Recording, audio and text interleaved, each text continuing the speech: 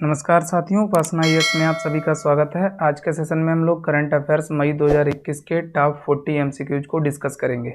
तो साथियों, यदि आप हमारे चैनल पर नए व्यूअर हैं तो सबसे पहले चैनल को सब्सक्राइब कर लीजिए। इसके साथ ही बेल आइकन को भी प्रेस कर लीजिए, जिससे आपको हमारे आने वाले सभी वीडियो की नोटिफिकेशन मिल सके। तो आइए हम लोग आज के सेशन की शुरुआत करते हैं। आज के सेशन का पहला एमसीक्यू है, हाल ही में खबरों में रहा जियोनिज्म आंदोलन का संबंध है। ए ऑप्शन इस्लाम धर्म से, बी ऑप्शन यहूदी धर्म से, सी हिंदू धर्म से, डी ईसाई धर्म से। तो इसका सही जवाब है बी ऑप्शन यानी यहूदी धर्म से। अगला सवाल है, एलो फंगस के संदर्भ में निम्नलिखित कथनों पर विचार कीजिए। पहला, इसे म्यूकर सेप्टिक भी कहा जाता है। दूसरा, इससे त्वचा में जलन और थकान हो सकती है।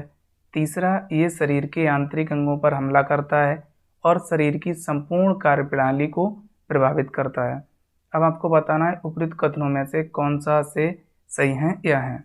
ए केवल 2 और 3, बी केवल 2, सी केवल 1 और 3, डी 1, 2 और 3 यानी सभी। तो इसका सही जवाब है डी ऑप्शन यानी दिए हुए सभी कथन सत्य हैं। अगला सवाल है, हाल ही में चर्चा में रहा आयुष 64 पद संबंधित है। आपको ऑप्शन दिए जा रहे हैं। ए रोगियों में ऑक्सीजन के स्तर को बढ़ाने के लिए योगाभ्यास के एक समुच्चय से, बी पाली हर्बल फार्मूलेशन से जिसका उपयोग कोविड-19 संक्रमण के उपचार में किया जाता है, सी कैंसर के उपचार की यूनानी दवा से, डी तनाव से संबंधित समस्याओं को कम करने के लिए आयुर्वेदिक उपचार से। तो इसका सही जवाब है बी ऑप्शन यानी पाली हर्बल फार्मूलेशन से जिसका उपयोग कोविड-19 संक्रमण के उपचार में किया जाता है। अगला सवाल है, निम्नलिखित कथनों पर विचार कीजिए। पहला, भारतीय बीमा विनियामक और विकास प्राधिकरण एक सांविधिक निकाय है। दूसरा, IRDAI यानी insurance regulatory development authority of India अर्थात भारतीय बीमा विनियामक और विकास प्राधिकरण का गठन मल्होत्रा समिति की रिपोर्ट की सिफारिशों पर किया गया था। अब आपको बताना है उपरोक्त कथनों में से कौन सा से सही है या है। ए केवल 1, बी केवल 2, सी 1 और 2 दोनों, डी ना तो 1 और ना ही 2। तो इसका सही जवाब है सी ऑप्शन यानी दिए हुए दोनों कथन सत्य हैं। अगला सवाल है, निम्नलिखित कथनों पर विचार कीजिए। पहला, पेंशन निधि नियामक और विकास प्राधिकरण यानी PFRDA वित्त मंत्रालय के अंतर्गत कार्य करता है। दूसरा, ये राष्ट्रीय पेंशन योजना के अंतर्गत पेंशन उद्योग को बढ़ावा देता है और नियंत्रित करता है तथा अटल पेंशन योजना का संचालन करता है। अब आपको बताना है उपरोक्त कथनों में से कौन सा से सही है या है। ए केवल 1, बी केवल 2, सी 1 और 2 दोनों, डी ना तो 1 और ना ही 2। तो इसका सही जवाब है सी ऑप्शन यानी दिए हुए दोनों कथन सही है। अगला सवाल है, निम्नलिखित कथनों पर विचार कीजिए। पहला, भौगोलिक संकेत प्रमाणन का उपयोग कृषि, प्राकृतिक और निर्मित उत्पादों के लिए किया जाता है। दूसरा, भौगोलिक संकेत का पंजीकरण 10 वर्षों की अवधि के लिए वैध होता है। तीसरा, GI विश्व व्यापार संगठन के बौद्धिक संपदा अधिकारों के व्यापार संबंधित पहलुओं का एक हिस्सा है। अब आपको बताना है उपरोक्त कथनों में से कौन सा से सही है या है। ए केवल 1, बी केवल 2, सी केवल 2 और 3, डी 1, 2 और 3 यानी सभी। तो इसका सही जवाब है डी ऑप्शन। अगला सवाल है, MCA 21 के संदर्भ में निम्नलिखित कथनों पर विचार कीजिए। पहला, ये कारपोरेट मामलों के मंत्रालय द्वारा प्रबंधित एक ऑनलाइन पोर्टल है। दूसरा, इसने कंपनी से संबंधित सभी सूचनाओं को आम जनता के लिए सुलभ बना दिया है। अब आपको बताना है उपरोक्त कथनों में से कौन सा से सही है या है। ए केवल 1, बी केवल 2, सी 1 और 2 दोनों, और डी ना तो 1 और ना ही 2। तो इसका सही जवाब है सी ऑप्शन यानी MCA 21 के बारे में दिए हुए सभी कथन सत्य हैं। ये आपको याद रखना है। इसकी फुल फॉर्म है मिनिस्ट्री ऑफ कॉर्पोरेट अफेयर। अगला सवाल है, निम्नलिखित कथनों पर विचार कीजिए। पहला, ये गुजरात में कच्छ के रण के पास स्थित एशिया का सबसे बड़ा घास का मैदान है। दूसरा, भारतीय वन अधिनियम 1927 के अनुसार इस घास के मैदान को आरक्षित वन के रूप में अधिसूचित किया गया है। तीसरा, इस घास के मैदान को भारतीय वन्यजीव संस्थान ने भारत में चीता के अंतिम शेष आवासों में से एक के रूप में चिन्हित किया गया है। चौथा, इस घास के मैदानों में मालधारी नामक एक आदिवासी चरवाहा समुदाय निवास करता है। अब आपको बताना है उपयुक्त कथन भारत के निम्नलिखित में से किस घास के मैदान का सबसे उपयुक्त वर्णन करते हैं। ए, सोला घास के मैदान, बी, सरमती घास के मैदान, सी, बन्नी घास के मैदान और डी, उखरूल घास के मैदान। तो इसका सही जवाब है सी ऑप्शन, यानी बन्नी घास के मैदान। अगला सवाल है निम्नलिखित में से कौन सी समिति व्यक्तिगत डेटा संरक्षण से संबंधित है। ए, सी, रंगराजन समिति, बी, बिमल जालान समिति, सी, भूरेलाल समिति और D, V N Shri Krishna समिति। तो इसका सही जवाब है डी ऑप्शन। अगला सवाल है इंडिया एनर्जी आउटलुक 2021 निम्नलिखित में से किसके द्वारा जारी की जाती है। पहला, ए ऑप्शन, नवीन और नवीकरणीय ऊर्जा मंत्रालय द्वारा, बी, नीति आयोग द्वारा, सी, अंतर्राष्ट्रीय ऊर्जा एजेंसी द्वारा और डी, ऊर्जा मंत्रालय द्वारा। तो इसका सही जवाब है सी ऑप्शन, यानी अंतर्राष्ट्रीय ऊर्जा एजेंसी द्वारा।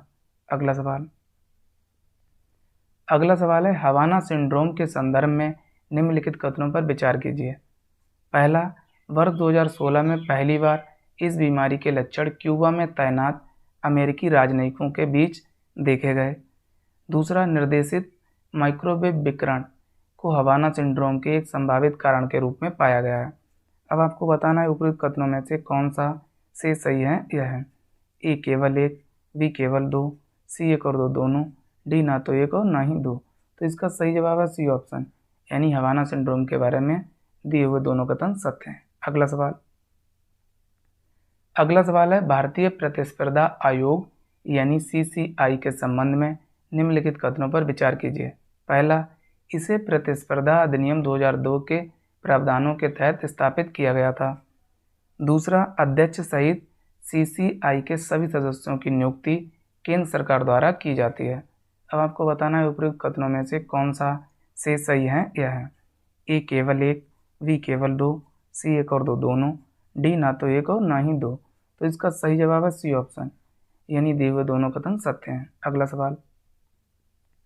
अगला सवाल है पोषक तत्व आधारित सब्सिडी व्यवस्था के संबंध में निम्नलिखित कथनों पर विचार कीजिए। पहला, इसमें निहित पोषक तत्वों के आधार पर किसानों को रियायती दरों पर उर्वरक प्रदान किए जाते हैं। दूसरा, इसे उर्वरक और रसायन मंत्रालय के उर्वरक विभाग द्वारा क्रियान्वित किया जा रहा है। अब आपको बताना है उपयुक्त कथनों में से कौन सा से सही है। यह है ए, केवल एक, बी, केवल दो, सी, एक और दो दोनों, डी, ना तो एक और ना ही दो। तो इसका सही जवाब है सी ऑप्शन, यानी दिए हुए दोनों कथन सत्य हैं। अगला सवाल है निम्नलिखित युग्मों पर विचार कीजिए। इधर आंदोलन दे रखा है और इधर राज्य। पहला है बिश्नोई आंदोलन, राजस्थान से संबंधित है। दूसरा है एप्को आंदोलन, ये कर्नाटक से संबंधित है। और तीसरा है चिपको आंदोलन, ये उत्तराखंड से संबंधित है। और चौथा है जंगल बचाओ आंदोलन, ये झारखंड से संबंधित है। अब आपको बताना है उपयुक्त युग्मों में से कौन सा से सही सुमेलित हैं। यह हैं ए, केवल एक, बी, केवल एक और चार, सी, केवल एक और तीन, डी, एक, दो, तीन और चार यानी सभी।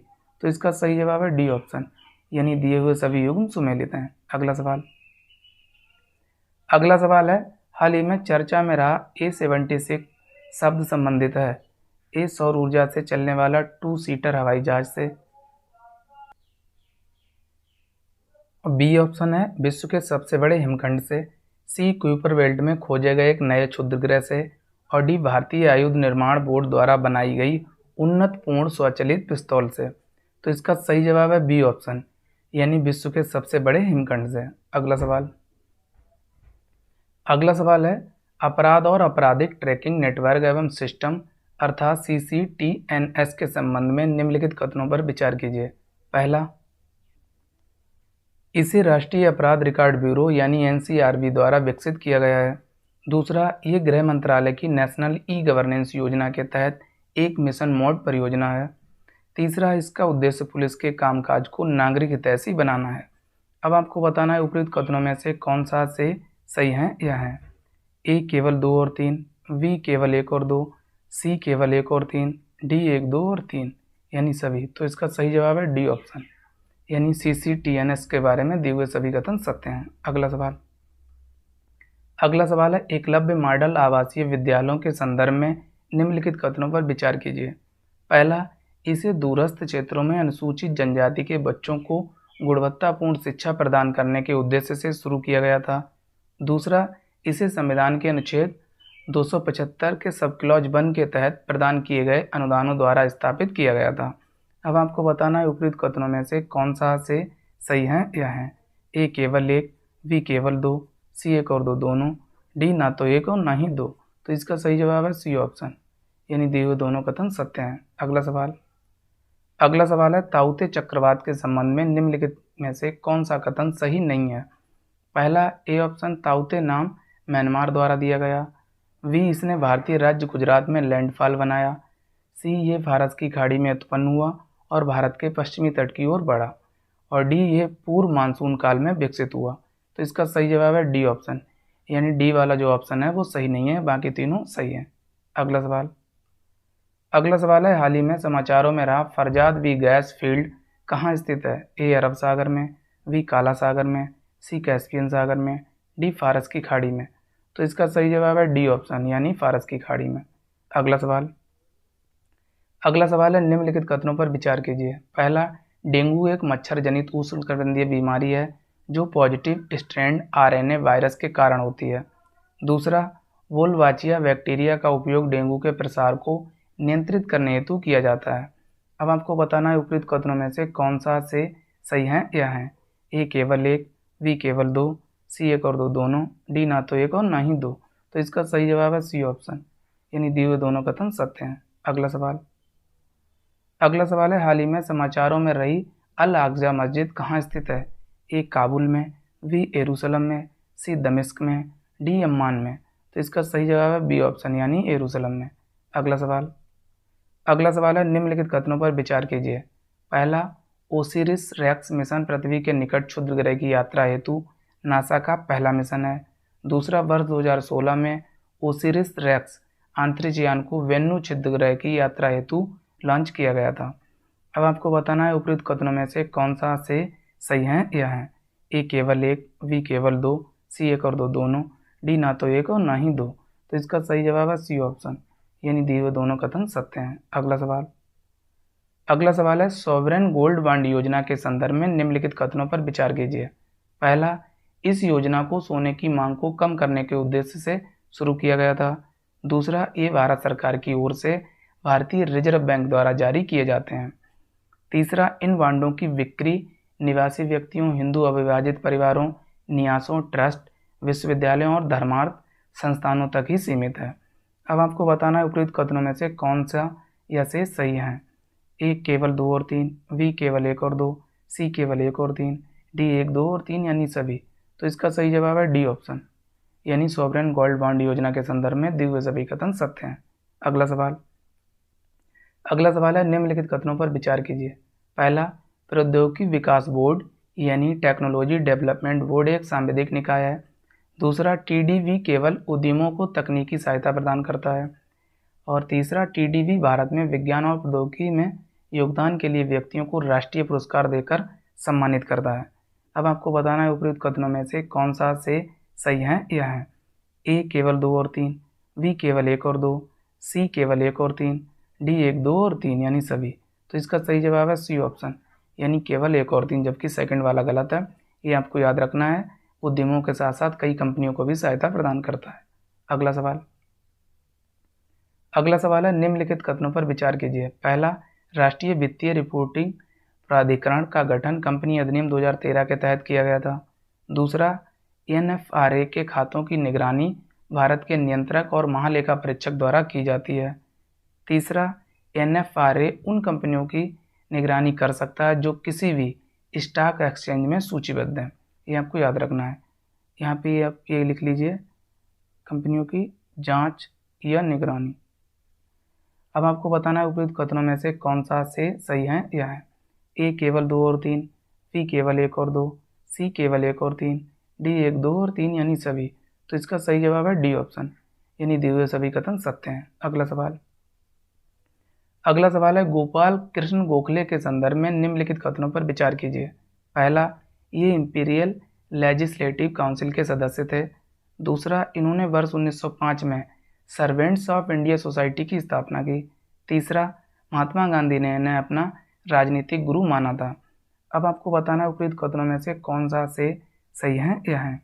ए केवल 1 और 2, बी केवल 2 और 3, सी केवल 3, डी 1, 2 और 3 यानी सभी। तो इसका सही जवाब है डी ऑप्शन, यानी गोपाल कृष्ण गोखले के बारे में दिए हुए सभी कथन सत्य हैं। अगला सवाल है आर्कटिक क्षेत्र के संदर्भ में निम्नलिखित में से कौन सा कथन सही नहीं है। ए ऑप्शन, कनाडा, डेनमार्क, रूस और संयुक्त राज्य अमेरिका मिलकर आर्कटिक परिषद का आधार बनाते हैं। बी, आर्कटिक क्षेत्र में भारत की उपस्थिति पेरिस की स्वालबर्ड संधि पर हस्ताक्षर के साथ शुरू हुई थी। सी, भारत और चीन को आर्कटिक परिषद में पर्यवेक्षक का दर्जा प्राप्त है। डी, आर्कटिक क्षेत्र के डेनमार्क में स्थित इंडार्क भारत का स्थायी अनुसंधान केंद्र है। तो इसका सही जवाब है डी ऑप्शन, यानी ये स्थायी नहीं, ये आपको याद रखना अस्थायी है। अगला सवाल है हाल ही में चर्चा में रही गैल्थिया की खाड़ी किस स्थान पर अवस्थित है। ए, अंडमान और निकोबार में, बी, लक्षद्वीप में, सी, कोरोमंडल तट और डी, कोंकण तट। तो इसका सही जवाब है ए ऑप्शन, यानी अंडमान और निकोबार में। अगला सवाल है निम्नलिखित कथनों पर विचार कीजिए। पहला, दाहला बांध का निर्माण अर्घान दाब नदी पर किया गया। दूसरा, अफगानिस्तान में दाहला बांध का निर्माण संयुक्त राज्य अमेरिका द्वारा किया गया है। अब आपको बताना है उपरोक्त कथनों में से कौन सा से सही नहीं है, यानी आपसे नहीं पूछा जा रहा है। ए केवल 1, बी केवल 2, सी 1 और 2 दोनों, डी ना तो 1 और ना ही 2। तो इसका सही जवाब है डी ऑप्शन, यानी दिए हुए दोनों कथन सत्य हैं, तो इसलिए इसका सही जवाब होगा डी और आपसे नहीं पूछा जा रहा है। अगला सवाल है विनिमय समीक्षा प्राधिकरण के संदर्भ में निम्नलिखित कथनों पर विचार कीजिए। पहला, विनिमय समीक्षा प्राधिकरण की स्थापना रिजर्व बैंक द्वारा की गई। दूसरा, ये नियामक निर्देशों को सुव्यवस्थित करने और प्रक्रियाओं को सरल करके विनियमित संस्थाओं के अनुपालन बोझ को कम करने पर ध्यान केंद्रित करेगा। अब आपको बताना है उपयुक्त कथनों में से कौन सा से सही है या है। ए केवल 1, बी केवल 2, सी 1 और 2 दोनों, डी ना तो 1 और ना ही 2। तो इसका सही जवाब है सी ऑप्शन, यानी विनिमय समीक्षा प्राधिकरण के बारे में दिए हुए दोनों कथन सत्य हैं। अगला सवाल है निम्नलिखित कथनों पर विचार कीजिए। पहला, विश्व प्रेस स्वतंत्रता दिवस संयुक्त राष्ट्र शैक्षिक, वैज्ञानिक एवं सांस्कृतिक संगठन यानी यूनेस्को द्वारा आयोजित किया जाता है। दूसरा, विंडहोक घोषणा विश्व में प्रेस की स्वतंत्रता सुनिश्चित करने के लिए एक बेंचमार्क है। अब आपको बताना है उपयुक्त कथनों में से कौन सा से सही है या है। ए केवल 1, बी केवल 2, सी 1 और 2 दोनों, डी ना तो 1 और ना ही 2। तो इसका सही जवाब है सी ऑप्शन, यानी दिए हुए दोनों कथन सत्य हैं। अगला सवाल है क्रय प्रबंधन या क्रय प्रबंधक सूचकांक यानी PMI के संदर्भ में निम्नलिखित कथनों पर विचार कीजिए। पहला, एक सर्वेक्षण आधारित प्रणाली है। दूसरा, इसकी गणना विनिर्माण और सेवा क्षेत्रों हेतु की जाती है। तीसरा, वैश्विक अर्थव्यवस्थाओं हेतु IHS मार्केट द्वारा PMI का संकलन किया गया है। अब आपको बताना है उपयुक्त कथनों में से कौन सा से सही है या है। ए केवल 2 और 3, बी केवल 1 और 2, सी केवल 1 और 3, डी 1, 2 और 3 यानी सभी। तो इसका सही जवाब है डी ऑप्शन, यानी क्रय प्रबंधक सूचकांक PMI के बारे में दिए हुए सभी कथन सत्य हैं। अगला सवाल है निम्नलिखित कथनों पर विचार कीजिए। पहला, P-8I पेट्रोल विमान एक लंबी दूरी का समुद्री गश्ती एवं पनडुब्बी रोधी युद्धक विमान है। दूसरा, अमेरिका ने भारत को उस रक्षा प्रौद्योगिकी तक पहुंच प्रदान की है जो वह अपने नाटो सहयोगियों को देता है। अब आपको बताना है उपयुक्त कथनों में से कौन सा से सही है या है। ए केवल 1, बी केवल 2, सी 1 और 2 दोनों, डी ना तो 1 और ना ही 2। तो इसका सही जवाब है सी ऑप्शन, यानी दिए हुए दोनों कथन सत्य हैं।